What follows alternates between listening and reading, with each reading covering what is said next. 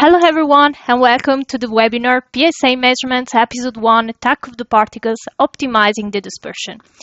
I'm Georgia, the product specialist, and today I will guide you through the first episode of our webinar series, which will help you to approach successfully the measurements for an unknown sample in the PSA. The presentation is divided into three main sections. As first, I will focus on the principal steps to follow when carrying out the measurement of an unknown sample. Afterwards, I will go more into details by explaining you what has to be taken into account when liquid and dry measurements are carried out. If you have any questions during the presentation, please use the chat window function. I will answer your questions after the presentation in the Q&A session.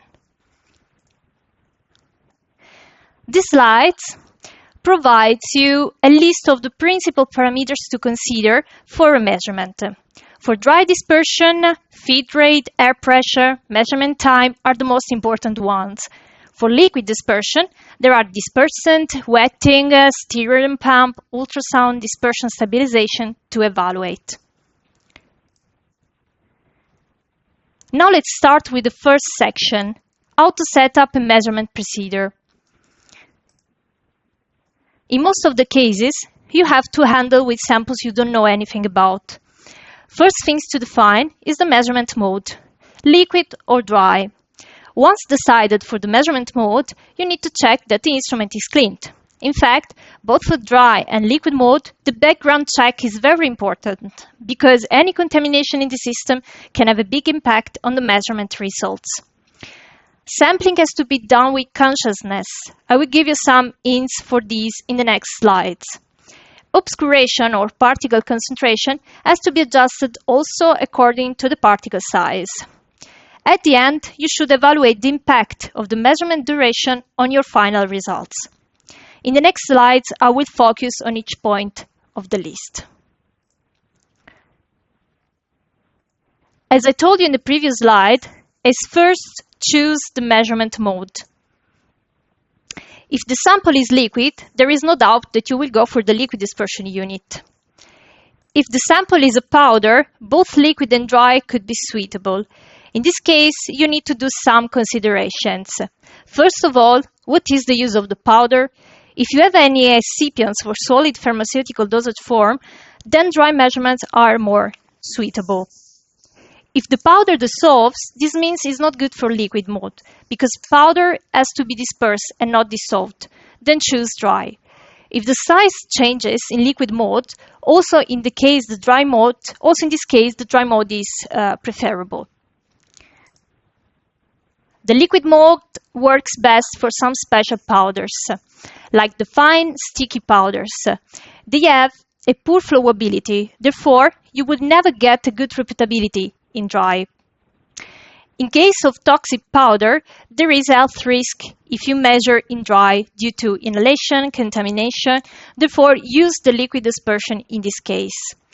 Liquid mode is also more suitable for fragile particles because they can be destroyed by applying pressure in dry mode. Finally, the sample amount can be crucial to take the decision. With a small sample amount, the liquid mode has to be chosen. Most of the time, a bad background is equal to bad results. Before starting a measurement in liquid, make sure that the system is clean, especially if you want to measure fine particles smaller than 20 micrometer. Apply sonication to disperse residues of small particles and to the gas, the water. Before starting a measurement in dry, the sample cell has to be filled with the medium, and to remove air bubbles, you should slowly circulate the medium for a few seconds. After doing this, check the channels before starting. If the first channel is bigger than 150, you could have large contaminants, air bubbles, and in the worst cases, the sample cell is scratched or the laser is not anymore aligned. In the last channel, if the last channel is bigger than 80, this indicates the presence of small particles residues in the system. An accurate cleaning procedure could solve the problem. In the next two slides, I will show you two exemplary bed results, background correlated. You can see, respectively, the background and the measurement result of a paint samples dispersed in ethyl acetate. The value of the first channels is much higher than 150, as you can see here, due to the presence of air bubbles, which cause the peak at around 100 micrometer in the measurement results. In case of organic and viscous dispersants like sunflower oil, slow stirrer and pump should be applied. Sonication should be used for a short time or can also be avoided. And before starting the measurement, you should leave the dispersant stabilized for a few minutes, especially if sonication is applied. In fact, due to sonication, a temperature gradient generates, and this determines wrong peaks. A bad background can also cause artifact peaks, like displayed in the figure. In the background, you can see how the channels around 40, and especially the last channels, have rather high values. This indicates that there are small particles residues due to previous measurements. Therefore, the system needs to be cleaned, and in extreme cases, the tubes have to be replaced. A typical good background should look like the one presented in this picture. First channel smaller than 150, additional cells smaller than 18, last channels also smaller than 18. A wrong sampling is, together with the background, one of the first causes for bad results, especially by using the spatula where segregation can occur. The most common segregation phenomenon is the Brazil nut effect. I will show you this in a video afterwards. Very often, you will have to grab the powder from a bottle by using a spoon or a spatula. You can reduce the sampling error by rotating gently the bottle and by taking the sample from the bottle placed horizontally like it is shown in the picture. Before doing this, you should check that the bottle is filled at least no more than the half. The quartering is an old method and has an high error probability in comparison with the rotary refiller.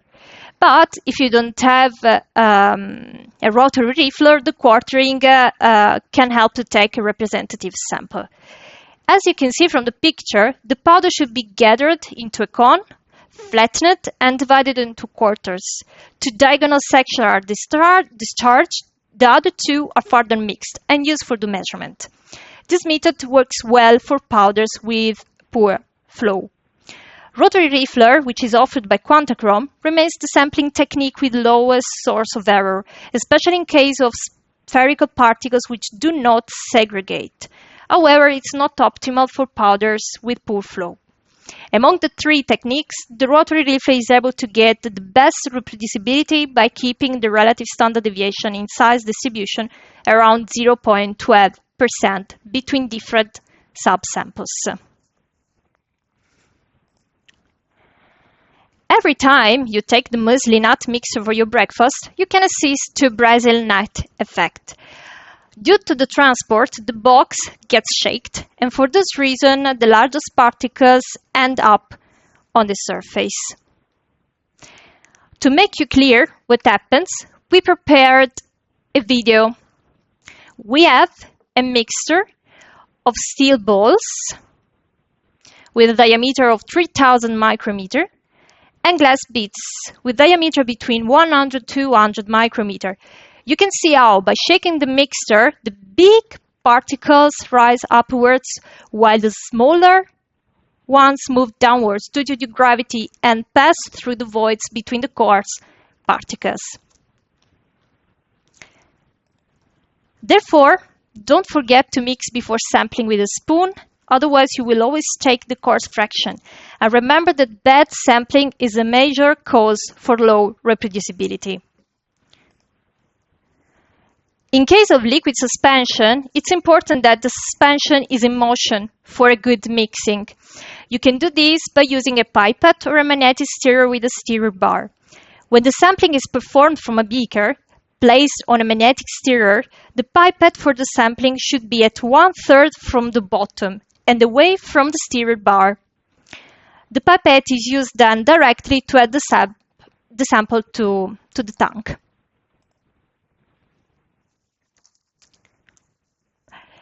Like the factors previously described, the optimal obscuration level is equally important for the final results. For fine cohesive powders, like mica powder, the obscuration is to be sufficient to get a stable scattering signal above the random fluctuations given by noises in the system, for example. However, the obscuration shouldn't be too high, otherwise multiple scattering occurs. You can see in the slide what is the effect of multiple scattering.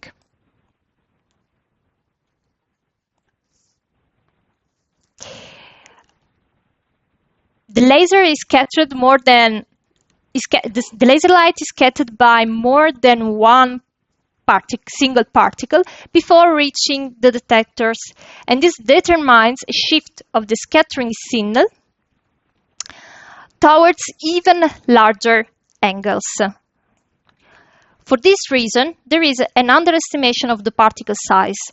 This means particles detected are smaller than they really are. For dry measurement, the obscuration should be between 1–5%. However, for transparent samples like glass beads, the obscuration could be even lower than 1%. For liquid measurements, it should be between 5–10%.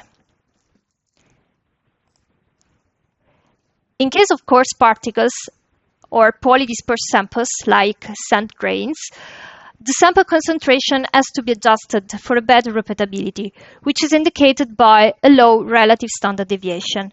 This means that the mass of the sample introduced in the dispersion unit has to be large enough to ensure that a sufficient number of particles are detected.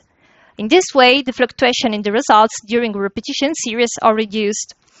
Therefore, the obscuration should be rather high, usually a value of 6–8% in dry and 10–20% in liquid are optimal for coarse particles and polydispersed samples.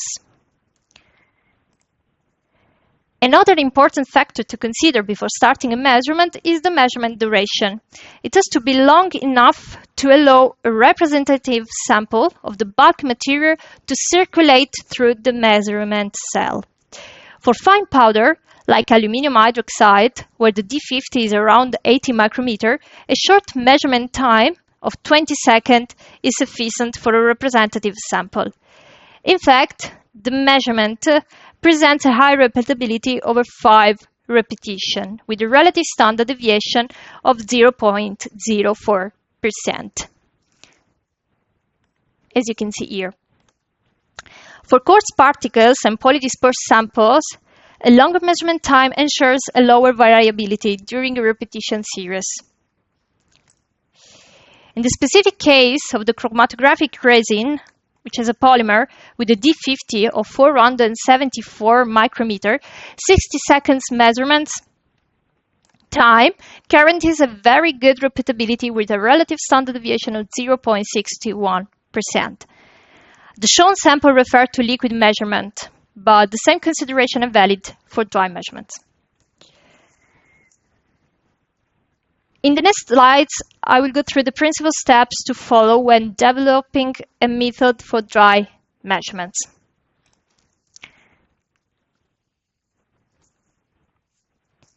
First of all, the feed rate has to be optimized by adjusting the vibrator duty cycle and the vibrator frequency. The goal of these is to keep the obscuration fluctuations low during the measurement. Moreover, repetition series can help to find the optimal combination of duty cycle and frequency. The relation between the frequency and the resulting particle flow can be explained by looking at the frequency curve here,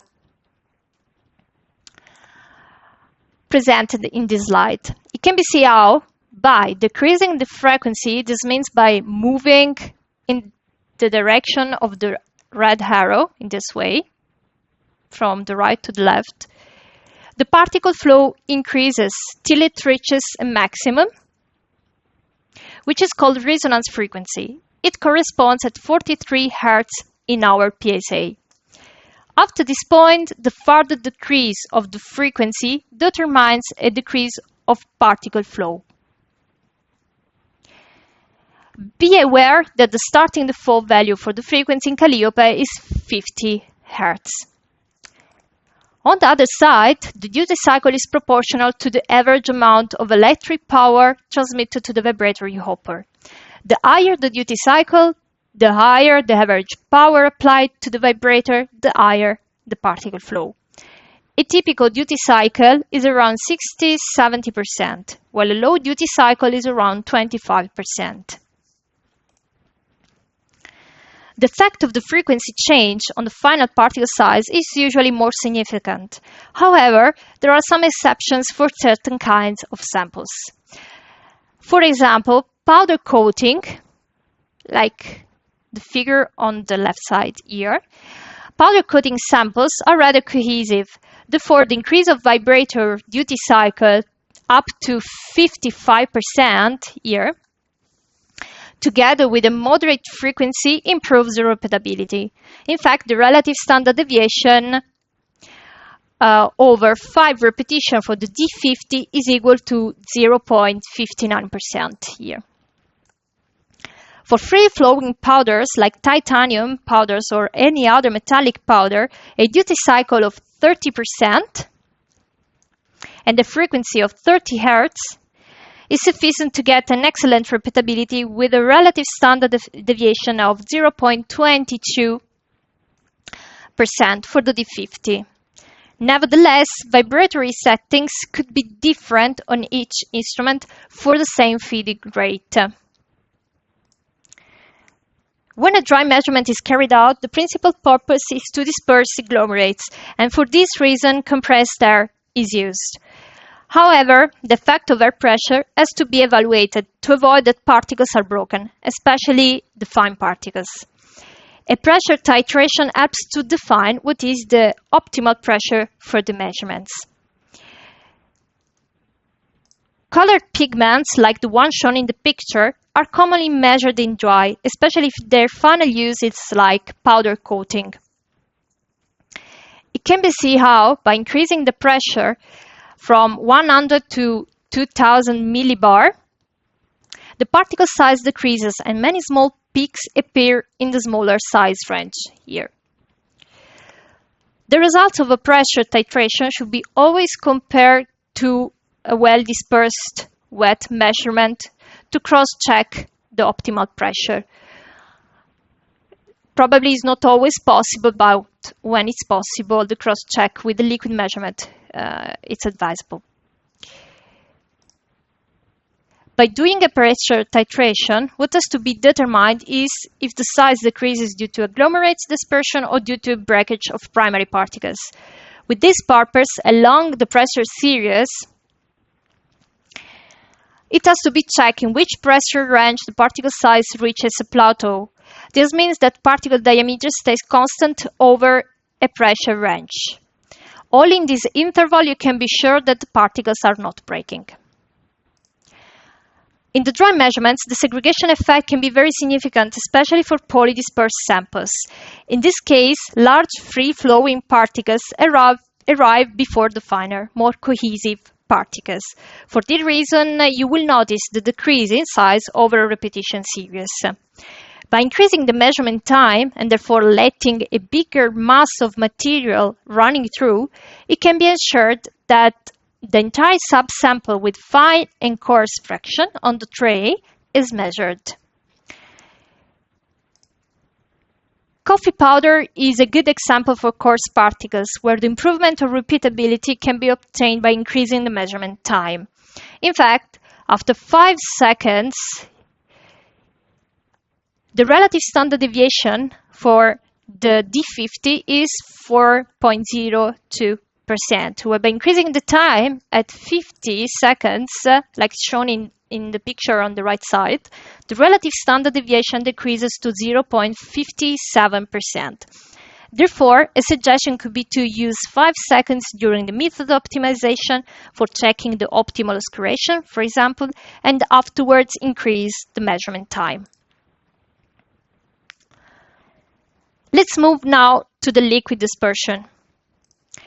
When liquid measurements are carried out, the first thing to consider is which dispersing medium do I use? What has to be kept in mind is that the powder should not dissolve in it, but should be dispersed. Usually water is the liquid of choice. However, many samples can be soluble in it. Take the case of the milk powder in water. From the picture in the slide, you can see the powder is dissolving. This is additionally proved by the results of the particle size distribution, where it can be observed here the decrease of the D50 value from 10 micrometer to 7 micrometer during a repetition series. The other way around, if chemical changes occur in the solution which bring to aggregation or swelling, then the particle size will increase.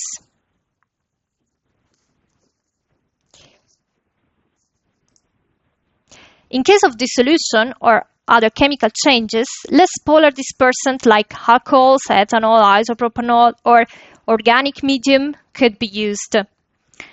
Of course, the choice depends also on the final use of the powder. If you're working with pharmaceutical compounds which are too soluble in water, it's preferable to use, for example, sunflower oil rather than alkanes like hexane or heptane. The best lab practice would be to perform a beaker test after choosing the dispersant and check for the wetting. Once found the suitable dispersant, then the tank can be filled. However, before starting the background measurement, make sure to remove the bubbles using a fast stirrer or a fast pump for a few seconds. On the contrary, you have to be very you need to pay attention in case of highly viscous liquids such as sunflower oil or silicone oil, because in this case a more gentle circulation helps. The visible consequence of a good wetting is that the sample is uniformly dispersed, like it happens in the figure displayed in the slide. There are 4 main groups of surfactants, divided according to the charge of functional groups. So you have the non-ionic surfactant with no charge on them, the anionic with negative charge, cationic with positive charge, and sweet ionics with plus and negative charge on them. If the surface charge is known, then the choice of the surfactant is faster. If it's not known, in most of the cases, non-ionic surfactants like Triton X100 and Igepal CA630 are used. In fact, they are more biocompatible, have lower sensitivity to electrolytes, and are helpful for both hydrophilic and hydrophobic surfaces. The question that now can probably come to your mind is, what is the effect of surfactant? In the slide is presented the chemical structure of Igepal, a non-ionic surfactant. The surfactant is a chemical compound which contains an hydrophobic tail, which is shown here, adsorbing on the solid, and a hydrophilic head here, which is soluble in the dispersant. The role of the surfactant is to reduce the contact angle between particles and surrounding medium, thus improving the wetting. However, the right concentration of surfactant has to be used. In the picture of the slide, you can see that before adding the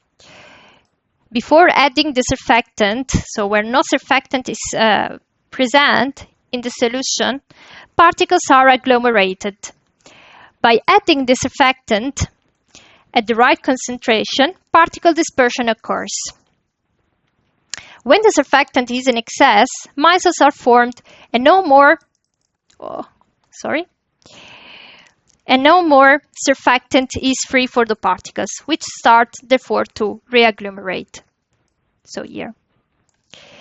You've also to keep in mind that in the presence of a surfactant, there could be a pH change of the dispersion.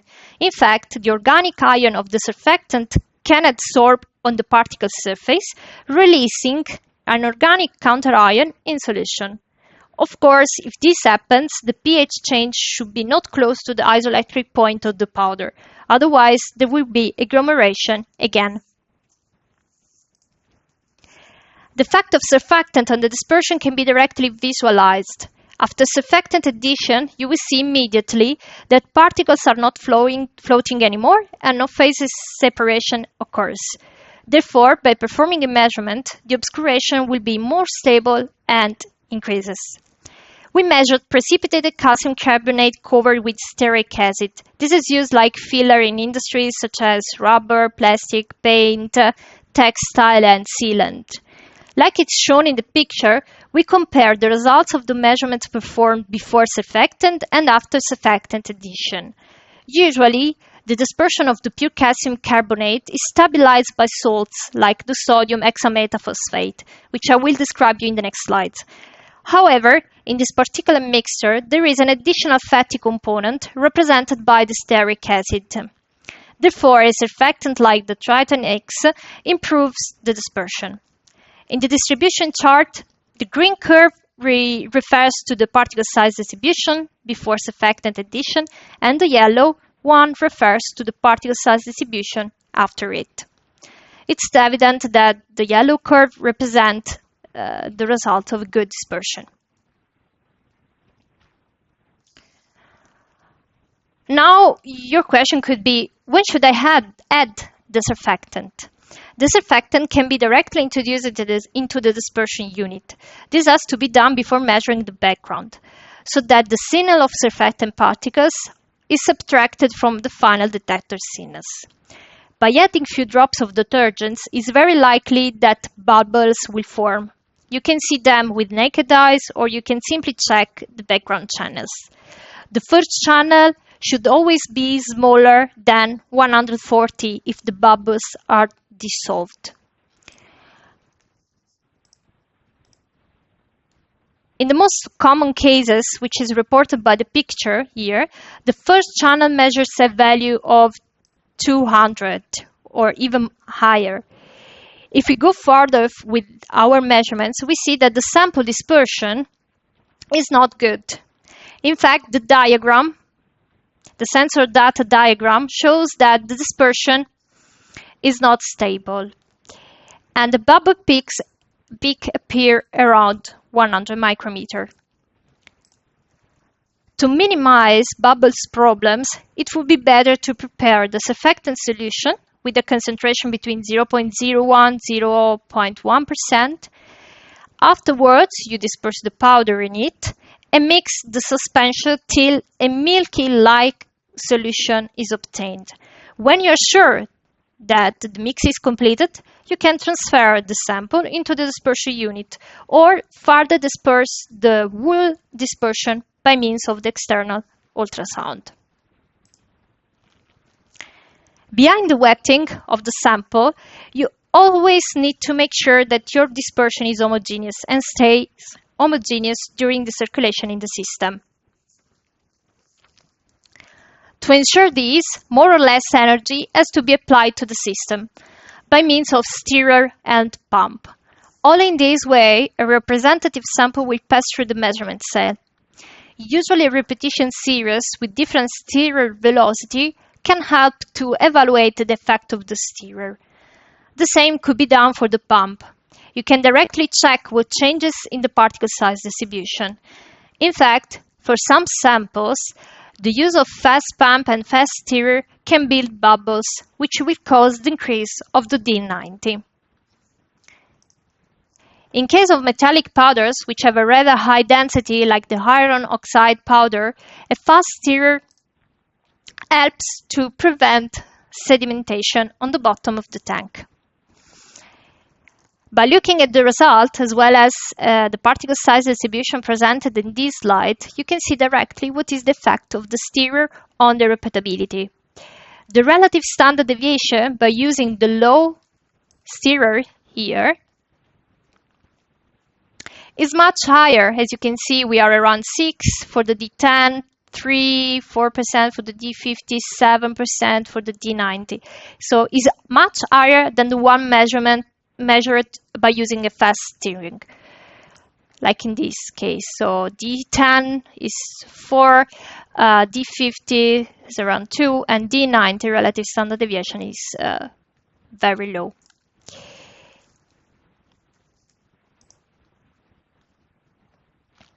The ultrasound is an additional parameter that has to be adjusted to improve the dispersion. The effect of ultrasound can be evaluated by performing a repetition series with different sonication time. Moreover, you can also estimate the effect on the D values by applying or not the ultrasound during dispersion and by using it or not also during the measurement. However, you should be aware that the ultrasound can stabilize or destabilize the dispersion. The first reason why ultrasound is used is to disperse the agglomerates into multiple primary particles. A direct consequence is the obscuration increase. Another example for this is titanium dioxide. In the picture, the yellow line refers to the sample measured without sonication, and the green curve to the same sample measured with ultrasound. The difference is evident not only in the shift of the particle size distribution, but also in the decrease of the D90, as you can see here. In the results table, in fact, you can read that the D90 after ultrasound decreases to 1.21 micrometer.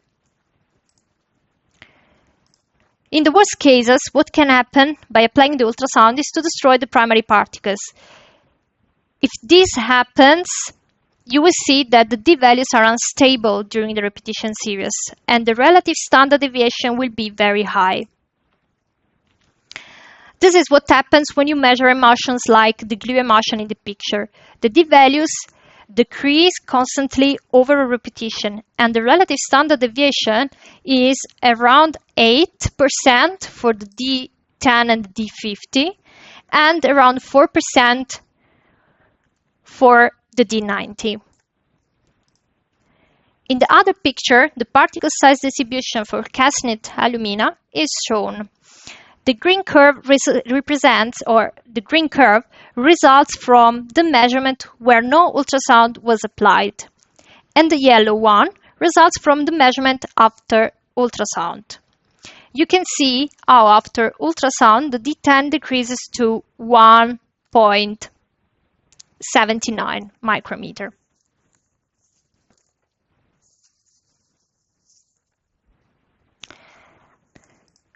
There are samples where the application of ultrasound for a longer time determines particle reagglomeration. In fact, the sound waves introduced by sonication increase the collision frequency of particles, bringing them to interact. Boehmite is aluminium oxide hydroxide. It's used like coating material of secondary battery separator. The powder was dispersed in a 1% solution of sodium pyrophosphate, which stabilizes the suspension. Ultrasound was then applied during the dispersion for 2 minutes, and additionally, a test was carried out with 3 minutes sonication during dispersion and 1 minute during the measurement. As you can see in the table, the D values increase significantly by increasing the sonication time.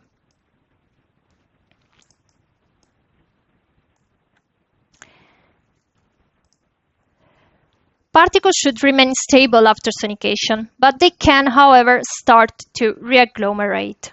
And this happens because the particles attract each other due to the surface charge. Iron powder and titanium dioxide, together with boehmite we saw in the previous slide, are typical powders which start to reagglomerate although sonication is applied. The use of sodium hexametaphosphate helps to stabilize the dispersion. This means that the relative standard deviation over a repetition series decreases, as you can see here.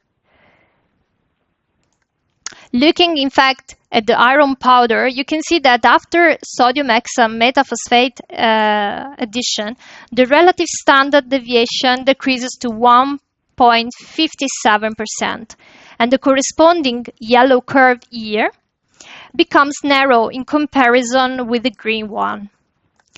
Same behavior can be observed for the titanium dioxide. The yellow curve here displays the result after sodium hexametaphosphate. You can note also here how the particle size distribution becomes narrow, and the relative standard deviation is 0.53% instead of 5%, 0.24%, sorry.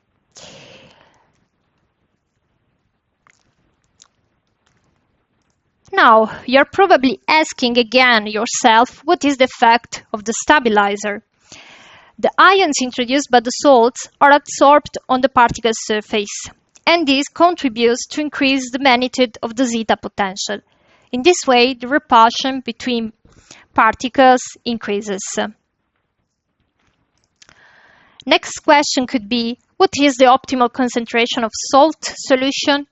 Usually a concentration between 0.01–1% should be appropriate for most of the samples. However, repetition series with different salt concentration can be carried out to find, of course, the optimal concentration for the sample.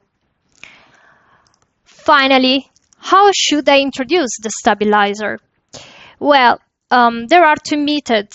You can fill directly the tank with the salt solution, or you can pre-disperse the sample before introducing it into the dispersion unit, which is already filled with the same salt solution. In this slide, I would like to summarize the workflow that you should have in your mind when performing a measurement in liquid mode. First of all, take a representative sample, then check the dispersion in water. If it disperses, apply ultrasound if necessary. In the case you start to measure and the sample is not stable also after ultrasound, you need to add polyonic salts, like the one I showed you before. If the sample doesn't disperse in water, check for the floating. If it's floating, then you should use a surfactant and the ultrasound if necessary to improve eventually the dispersion. If it floats and surfactant doesn't help, or if it doesn't float but ultrasound is not sufficient, you need to change the dispersing medium. For example, you could use a less polar one like ethanol or isopropanol. Of course, you can apply also ultrasound if necessary.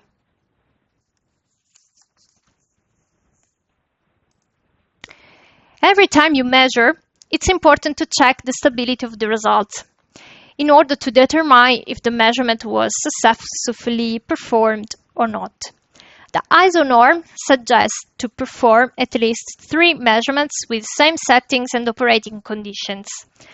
From the relative standard deviation should be calculated, from these 3 measurements, the relative standard deviation should be calculated, and the values should be inside the ISO limits, which are less than 3% for the D50 and less than 5% for D10 and D90.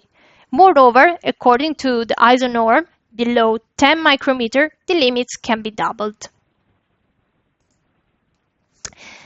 In Extranet, you will find in the application reports section for the PSA some more recent documents, such as a white paper about sample dispersion and sample preparation, an application report regarding the particle sizing in food, and one about cosmetics. Coming to the conclusions, for a successful measurement, sample dispersion and method optimization doesn't have to be done only by trial and error. A good sampling makes easier the dispersion. Visual inspection of the sample helps most of the time to have an idea about particle size or type of the sample. By pre-dispersing the sample, you can save time and sample amount, Moreover, you can better understand what is the sample behavior in different dispersants. When you measure a sample, it's important to know what is the goal of particle size analysis, for example, flowability check or quality control. Therefore, you should always ask for information to your customer as much as possible. I thank you all for the attention and for participating this webinar. Now we can start our question and answer session.